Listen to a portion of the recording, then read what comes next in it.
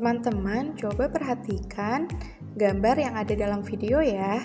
Dalam video terlihat banyak anak al-haraki yang sedang berinteraksi.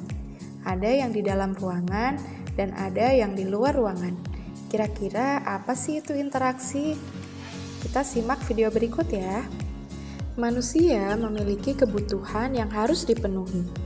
Berbagai kebutuhan tersebut tidak dapat dipenuhi sendiri dan memerlukan orang lain agar dapat terpenuhi. Misalnya, untuk memenuhi kebutuhan akan makanan, seseorang membutuhkan jasa petani, peternak, nelayan, dan pedagang, sehingga manusia dapat mendapatkan bahan-bahan untuk membuat makanan. Oleh karena itu, manusia perlu memerlukan interaksi dengan manusia yang lain. Nah, interaksi sosial adalah hubungan timbal balik atau saling memengaruhi antar manusia yang berlangsung sepanjang hidupnya di dalam masyarakat. Jenis interaksi sosial yaitu ada 3. Yang pertama adalah interaksi antara individu dengan individu, contohnya yaitu antara penjual dengan pembeli. Yang kedua adalah interaksi individu dengan kelompok, contohnya seorang guru yang sedang mengajar banyak siswa di dalam kelas. Dan yang ketiga adalah interaksi kelompok dengan kelompok, yaitu contohnya 2 tim sepak bola yang sedang bertanding. Syarat terjadinya interaksi sosial.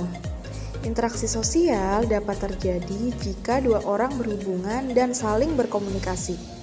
Berkomunikasi tersebut tidak terbatas dengan bertemu dan bertatap muka ya.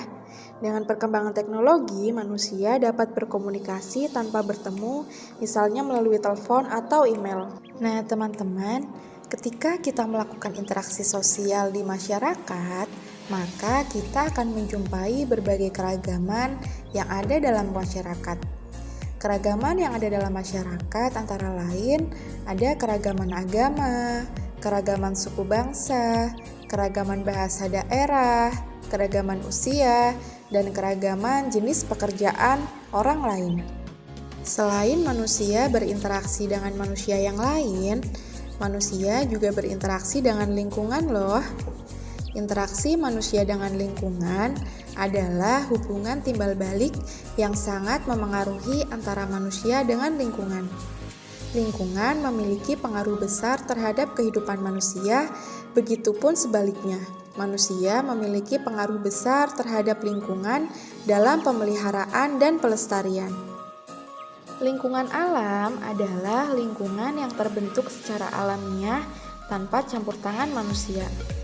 Tujuan manusia melakukan interaksi dengan alam adalah memperoleh sumber daya alam.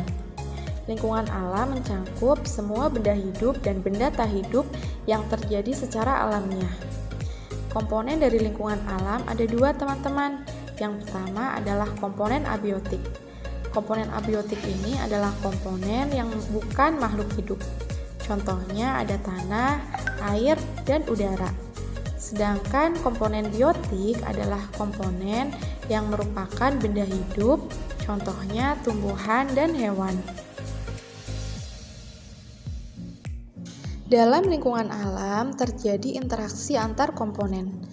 Contoh interaksi antara komponen abiotik dengan komponen biotik adalah tanah, suhu, dan curah hujan yang memengaruhi jenis tanaman yang tumbuh. Dan contoh lingkungan biotik juga dapat mempengaruhi lingkungan abiotik, yaitu daerah yang banyak tumbuhannya akan membuat suhu udara semakin sejuk. Nah, teman-teman, interaksi manusia dengan alam dikelompokkan menjadi 2. Yang pertama ada interaksi manusia yang menyesuaikan dengan alam, dan yang kedua adalah interaksi manusia yang mendominasi alam. Interaksi manusia yang menyesuaikan diri dengan alam, contohnya manusia menyesuaikan waktu tanam dengan musim penghujan. Kemudian contoh yang lain, manusia menyesuaikan waktu berlayar dengan keadaan cuaca, dan manusia menghindari tinggal di daerah yang rawan bencana. Sedangkan interaksi manusia yang mendominasi alam meliputi usaha manusia dalam memanfaatkan sumber daya alam dengan ilmu pengetahuan. Contohnya membuat hujan buatan, memberikan pupuk pada tanaman, dan melakukan cangkok pada beberapa tanaman. Mengolah lingkungan untuk memenuhi kebutuhan hidup merupakan bentuk interaksi manusia dengan lingkungan alam. Selain manusia berinteraksi dengan manusia, kemudian manusia berinteraksi dengan alam, manusia juga berinteraksi dengan lingkungan budaya loh. Beberapa contoh upacara adat yang merupakan bentuk interaksi manusia dengan lingkungan alam dan budaya yaitu yang pertama ada tradisi menangkap nyale atau bau nyale dan pasola di Nusa Tenggara Timur.